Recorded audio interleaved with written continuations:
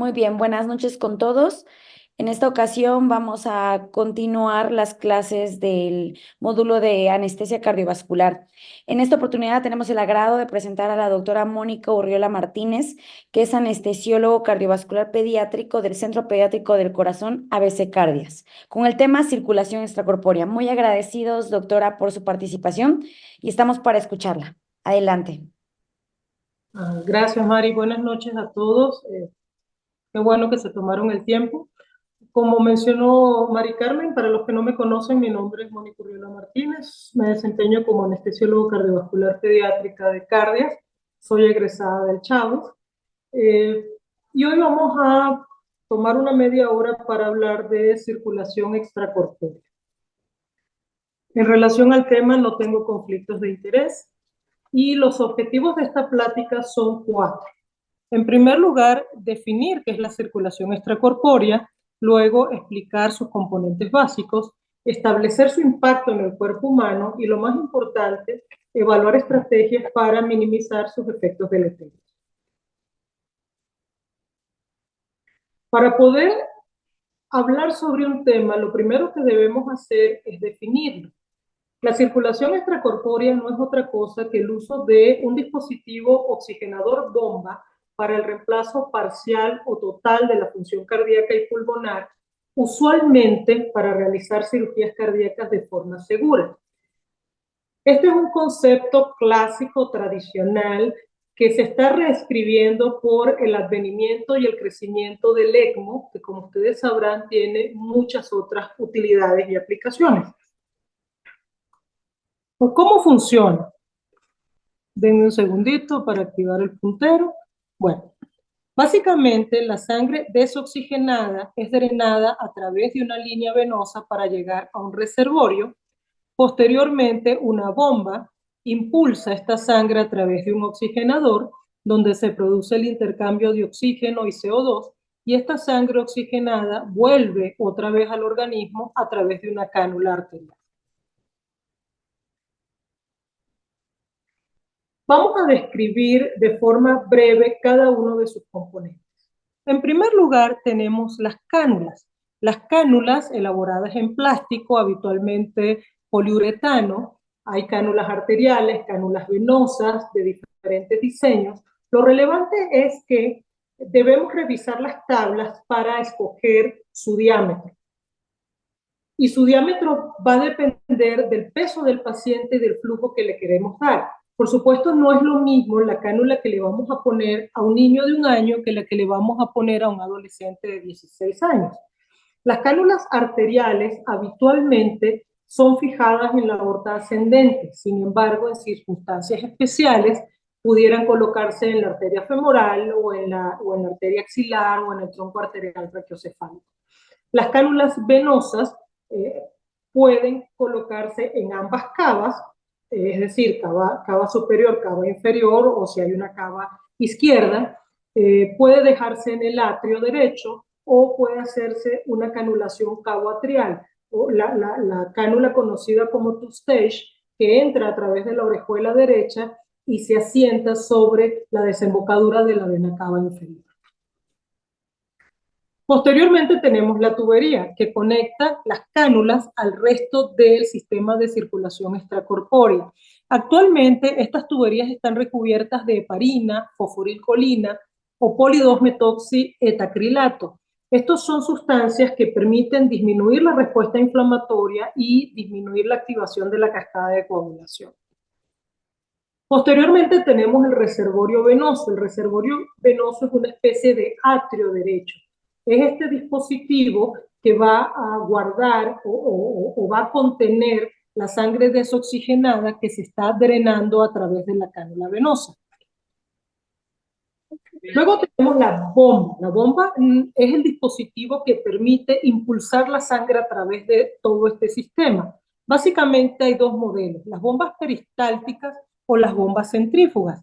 Las bombas peristálticas utilizan un rodillo que va a presionar la tubería localizada en la periferia de esta caja rígida, de tal manera que van a comprimir y desplazar un volumen de sangre dado a una velocidad determinada, independientemente de la presión que haya en el sistema. La ventaja es que las bombas peristálticas rara vez fallan.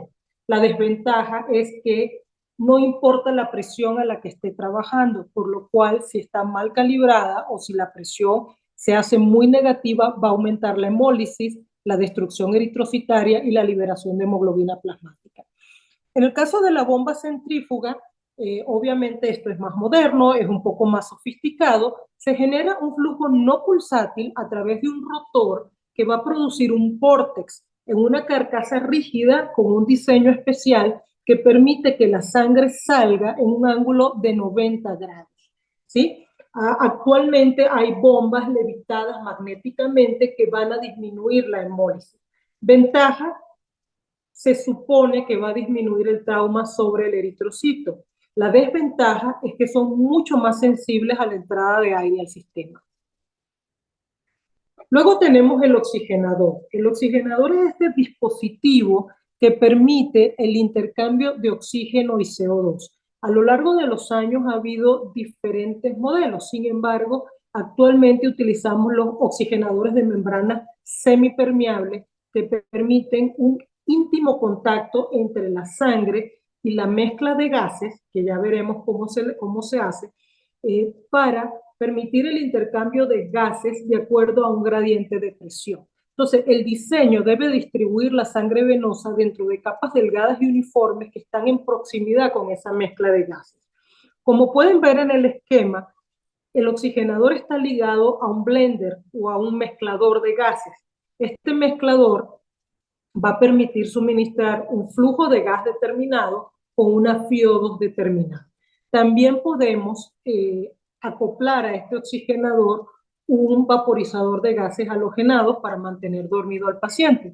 En ese caso se sugiere el uso de las membranas de polipropileno porque las membranas de polimentano tienden a tener baja solubilidad para los anestésicos volátiles.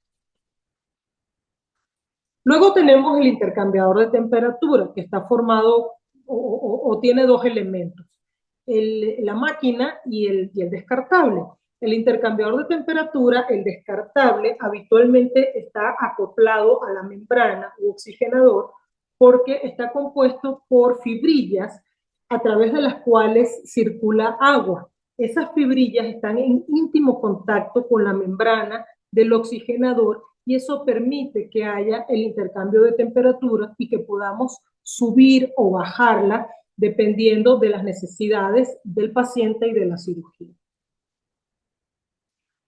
Bueno, entonces vamos a tratar de hacer un breve resumen de cómo funciona este dispositivo. Entonces tenemos una cánula venosa sacando sangre del atrio derecho del paciente o de las venas cavas y eso va a llegar a un reservorio venoso, ¿ok? Pero este reservorio venoso también va a recibir la sangre que viene de la aspiración del ventrículo izquierdo, también va a recibir la aspiración que viene del campo quirúrgico para mantenerlo lo más limpio posible y va a recibir la sangre proveniente de la aspiración de la raíz aórtica. Estas tres últimas, como vienen del corazón y del campo quirúrgico, es más probable que tengan detritos celulares o restos de suturas, por lo tanto llegan primero a un reservorio de cardiotomía que tiene una membrana donde se depositan estos detritos y posteriormente pasa al reservorio venoso. Posteriormente, la sangre es impulsada por esta bomba al oxigenador, que como dijimos anteriormente está acoplado a un blender o a un mezclador que va a suministrar una mezcla de gases frescos determinados de acuerdo a las necesidades del paciente, pero también va a estar conectado a este intercambiador de temperatura que va a permitir subir o bajar esta temperatura que va dirigida hacia el paciente a través de las cánulas arteriales. Posteriormente, la sangre nuevamente es impulsada a través de una tubería para llegar a la aorta ascendente o al sitio donde se encuentre la canulación arterial. Como ven en este esquema, hay una serie de dispositivos de seguridad que van a incrementar la complejidad del sistema, pero también van a incrementar la seguridad del paciente. Por ejemplo, tenemos filtros de aire, tenemos un sensor de nivel, tenemos sensores de flujo, por ejemplo, podemos tener gasometría en tiempo real. O sea, se pueden incorporar una serie de elementos a la bomba que la hacen más sofisticada probablemente más compleja, pero también mucho más segura para el paciente. Aunque esta es una máquina maravillosa que representa una enorme innovación y una enorme mejora en el cuidado del paciente cardiópata, no está exenta de complicaciones. Entonces, vamos a tratar de abarcar de la forma más sencilla y completa posible, ¿no? En primer lugar, tenemos el vaciamiento incompleto del ventrículo izquierdo. ¿Por qué? Porque tenemos una cánula que está colocada en la aorta ascendente y todo el flujo del paciente está llegando ahí y eso genera presiones suprafisiológicas y obviamente va a comprometer la apertura de la válvula aórtica porque aumenta mucho la poscarga. El mecanismo compensatorio, en principio, es el mecanismo de Frank-Starling. ¿Por qué? Porque al aumentar la poscarga, aumenta la elongación de la fibra miocárdica, aumenta la fuerza de la contractilidad y eso permite o va a favorecer el vaciamiento del ventrículo izquierdo. Sin embargo, tenemos varios problemas aquí. El primero es que este es un mecanismo que tiene una meseta, que todos conocemos. El segundo problema es que muchos de estos pacientes tienen miocardios enfermos que no logran compensar de la forma adecuada. Luego vamos a tener que este es un mecanismo que consume oxígeno. Obviamente, al aumentar la contractilidad miocárdica, va a aumentar también el consumo de oxígeno. Por otro lado, si ya hemos pasado la cardioplegia, este es un corazón que está detenido. Por lo tanto, no hay función contráctil y se está depositando la sangre en el ventrículo izquierdo. Entonces ustedes dirán, bueno, pero ¿cuál es el problema? O sea, ¿cuál es el problema si la bomba está cumpliendo la función del corazón? El problema es que, si recuerdan, la presión de perfusión coronaria es igual a la presión en la raíz de la aorta menos la presión diastólica final del ventrículo izquierdo. Entonces, si tengo un volumen que no se está vaciando, se está incrementando la presión diastólica final del ventrículo izquierdo, que si se iguala a la presión en la raíz de la aorta, va a comprometer completamente el riego sanguíneo. Por esa razón, a estos pacientes hay que colocarle una aspiración de ventrículo izquierdo. Esta es una cánula especial que se coloca bien sea a través del septum interatrial o a través de una vena pulmonar. Entonces, esto permite aspirar de forma continua este ventrículo izquierdo y de esa manera evitar que aumente la presión dentro del mismo y continúe la perfusión coronaria. En segundo lugar tenemos el cerebro. El cerebro el cerebro representa el 20-25% del consumo de oxígeno tisular. Por lo tanto, es altamente sensible a los periodos de hipotensión, de inestabilidad hemodinámica, de hipoperfusión que podamos tener durante circulación extracorpórea. Y esto lo hace susceptible a eventos vasculares isquémicos. Por otro lado, tenemos la anticoagulación, que especialmente en neonatos los hace susceptibles a eventos vasculares hemorrágicos. En tercer lugar, tenemos los riñones. A la entrada, durante y posterior a la circulación extracorpórea, podemos tener periodos de inestabilidad hemodinámica. Especialmente a la salida de esta, vamos a tener una reducción del gasto cardíaco. Esta reducción del gasto cardíaco activa el sistema renina-angiotensina-aldosterona. Por lo tanto, va a haber vasoconstricción sistémica, especialmente de esas arteriolas aferentes renales. Lógicamente, esto va a reducir la presión de perfusión renal y va a favorecer un AQI prerrenal. ¿Por qué prerrenal? Porque para este momento no tenemos lesión tubular o glomerular, sino un compromiso en la perfusión renal. Por otro lado, este bajo gasto va a producir una sobrecarga de volumen que va a comprometer el aporte de oxígeno a tejidos críticos y también va a producir una hipovolemia relativa y va a favorecer la oliguria. Finalmente, tenemos que esa hemólisis de la que hemos hablado anteriormente va a aumentar la hemoglobina plasmática, es decir, la hemoglobina libre. Esa hemoglobina libre aumenta la activación de neutrófilos, de plaquetas y mediadores inflamatorios como elastasa neutrófilo, factor de necrosis tumoral alfa, interleucina 6, y esos mediadores inflamatorios sí van a producir estrés oxidativo y sí van a favorecer el deterioro de las células epiteliales y la necrosis tubular aguda. Pues resulta que el intestino también puede tener problemas ligados al uso de circulación extracorpórea. Se ha demostrado una extravasación leucocitaria en las capas basales de la mucosa del intestino delgado, microhemorragias y edemas de microvellosidades. Un punto importante es que esta hemoglobina plasmática incrementa la permeabilidad, incrementa el espacio entre las células epiteliales y permite la migración de proteínas.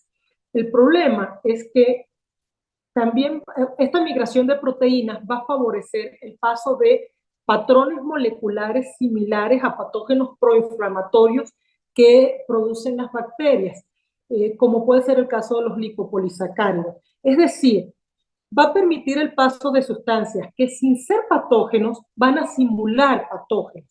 Por lo tanto, al pasar a la sangre se va a desencadenar una respuesta inflamatoria dirigida a detener este falso patógeno. Pero por supuesto se desencadena el complemento, se liberan neutrófilos, macrófagos, etc. Y finalmente tenemos una reducción en los niveles de óxido nítrico que va a favorecer la vasoconstricción y va a disminuir la perfusión microvascular. Luego tenemos la sangre. Bueno, resulta que el estrés mecánico y los gradientes de presión van a producir una hemólisis intravascular macroangiopática. En el caso de las bombas peristálticas, tiene que ver con la frecuencia de compresión, la presión de oclusión y la presión negativa. En el caso de las bombas centrífugas, la hemólisis aumenta en los puntos de fricción, especialmente en los cojinetes del rotor. Por ese motivo es que se ha migrado hacia las bombas de levitación magnética, que no tienen un pin central y tienen menos lugares donde pueda producirse esta hemólisis. En todo caso, va a haber liberación de ADP, va a haber activación plaquetaria y va a haber depresión de los factores de coagulación por dos mecanismos básicamente, por dilución y porque se activa de forma continua la cascada de coagulación y eso contribuye al consumo de factores de coagulación.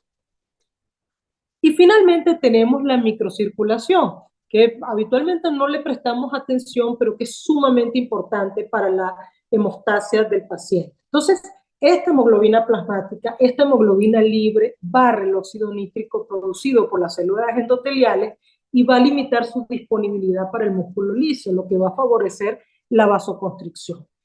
Pero además de eso, el óxido nítrico va a oxidar a esta hemoglobina plasmática y la va a transformar en metahemoglobina.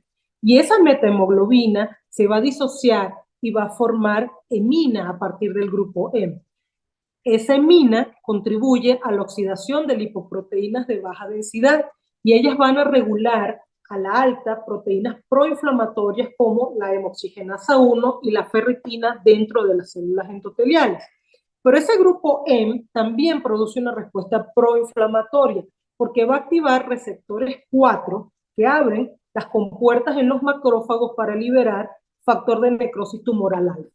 Y finalmente vamos a tener que esta depresión del óxido nítrico va a disminuir los niveles de GMP cíclico y eso va a disminuir también la actividad de la guanilato ciclasa, lo que va a favorecer un incremento en la agregación plaquetaria. Entonces, como se habrán podido dar cuenta, es una máquina que permite hacer una cirugía cardíaca de forma segura, pero que va a generar problemas en algunos órganos y sistemas. Es por ese motivo que se han planteado estrategias para administrar una circulación extracorpórea de forma segura. Aunque existen protocolos establecidos internacionalmente, estos protocolos tienden a ser individualizados en cada centro. Nosotros utilizamos el protocolo de Texas Children's Heart, que es el que está disponible en su manual y que es el que le voy a presentar en este momento. El perfusato es esa mezcla con la que llenamos toda la tubería y todos los elementos de la circulación extracorpórea. Habitualmente es una mezcla de hemoderivados, soluciones, electrolitos, en alguna oportunidad albúmina. Entonces, ¿cuál es el tema? Que el perfusato debe hacerse individualizado. Hay que hacerlo lo más parecido posible a cada paciente. Por la hemodilución, debemos buscar un hematocrito que esté entre 30 y 34%. Sin embargo, esta cifra puede ser diferente en pacientes con policitemia. Flujo, obviamente, tiene que ajustarse a cada paciente. Entonces, en menores de 10 kilos se calcula de acuerdo al área de superficie corporal, en mayores de 10 kilos por peso, se prefieren flujos altos con presiones bajas. Es posible en algunas oportunidades utilizar vasodilatadores del tipo agonistas alfa 2 para lograr estos flujos altos. Como les expliqué anteriormente, hay que calcular las cánulas y las tuberías de acuerdo al peso y al flujo deseado. Existen unas tablas ya predeterminadas que nos permiten establecer cuál cánula y cuál tubería se ajusta a cada paciente. Y se establece una presión arterial media acorde a la edad y a la patología. Sin embargo, todo se hace en base a objetivos. Continuamente estamos evaluando la satisfacción de demandas metabólicas a través de lactato, oximetría cerebral o tisular, saturación venosa mezclada, entre otros, ¿sí? Anticoagulación. Bueno, una de las estrategias que hay que seguir es la anticoagulación, porque si no el sistema se trombosaría. Para esto se administra una dosis de heparina entre 300 y 400 unidades por kilo antes de la canulación, y el control se hace a través de TCA o tiempo de coagulación activado, el cual se debe medir al inicio de la cirugía, después de la administración de la heparina, a intervalos regulares durante la circulación extracorpórea y después de la administración de la protamina. Ese TCA final debe ser similar al TCA inicial, con una variación que no debería superar el 10%. Para entrar a la bomba, necesitamos un TCA mínimo de 350 segundos y el TCA objetivo debe estar entre 480 y 600 segundos. En cuarto lugar, tenemos la satisfacción de demandas metabólicas. El objetivo final de las técnicas de perfusión es cubrir las demandas metabólicas del paciente, y estas son diferentes entre ellas. Por lo tanto, la única manera de saber si estamos logrando esa satisfacción de demandas metabólicas es a través de mediciones objetivas, como es el caso de la oximetría cerebral y o somática, el lactato y la saturación venosa mezclada.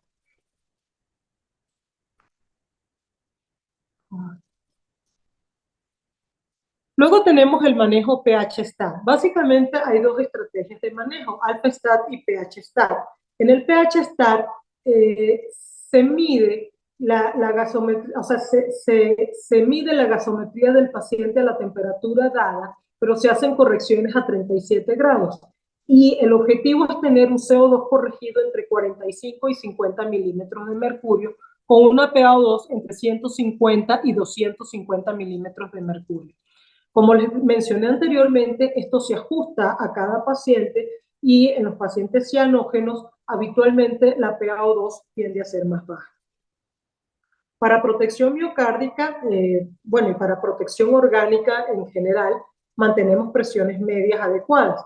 Y para el corazón, administramos una solución cardioplégica fría entre 6 y 12 grados, con altas concentraciones de potasio que se infunde a la presión arterial diastólica que tenga el paciente antes de iniciar el bypass coronario. Para protección cerebral utilizamos hipotermia. Cada día se utiliza menos el paro circulatorio en hipotermia. Habitualmente está reservado para cirugías donde se hace reconstrucción del arco aórtico. Se busca minimizar este tiempo y se ha dado preferencia o se utiliza con más frecuencia la perfusión cerebral anterógrada, en la cual se coloca un injerto en el tronco arterial bronquiocefálico que nos permite suministrar una perfusión cerebral selectiva a un flujo de 30 a 40% de lo que correspondería al flujo del paciente, y de esa manera a través del polígono de Willis se perfunda el resto del cerebro. El control se hace a través de oximetría cerebral y en algunos centros, no el nuestro, pero en algunos centros se utiliza Doppler transcranial. Y finalmente tenemos la ultrafiltración continua convencional, que es básicamente una membrana que se puede utilizar cuando se administran hemoderivados, cuando hay sobrecarga de volumen o cuando hay niveles de potasio elevados, es decir, se utiliza casi siempre y permite la remoción de citocinas inflamatorias, va a incrementar la presión oncótica y el hematocrito porque va a disminuir la sobrecarga de volumen y esto nos permite reducir el edema tisular. Hay varias estrategias de ultrafiltración. Nosotros usamos ultrafiltración continua convencional. En conclusión, la circulación extracorpórea permite realizar cirugías cardíacas de forma segura, activa la respuesta inflamatoria sistémica y la cascada de coagulación, y vamos a tener complicaciones, pero también existen múltiples estrategias para minimizar su impacto. La circulación extracorpórea tiene una historia sumamente interesante. En el periodo de posguerra coincidieron diferentes elementos que permitieron que finalmente se consolidara la circulación extracorpórea. El padre de la máquina es el doctor Gibbons. Sin embargo, Gibbons, un poco frustrado porque tuvo una mortalidad altísima en su serie de casos, le entregó la máquina a la Clínica Mayo, que en conjunto con el doctor Kirkland la modificó y lograron empezar a tener una serie de casos exitosos a partir del año 55. Sin embargo, hay montones de personas ligadas a los desarrollos tecnológicos que permitieron lograr un oxigenador, una bomba, una tubería adecuada, etc. Es una máquina que no es perfecta, está lejos de serlo, pero que nos permite hacer cirugía cardíaca de forma segura y para la fecha no tenemos otra forma de hacerlo. Quizás en 10, 15, 20 años tendremos algo diferente, pero en este momento es un sistema que funciona, es un sistema seguro y es un sistema para el cual tenemos numerosas estrategias para minimizar su impacto en el organismo. Bueno, gracias por su atención.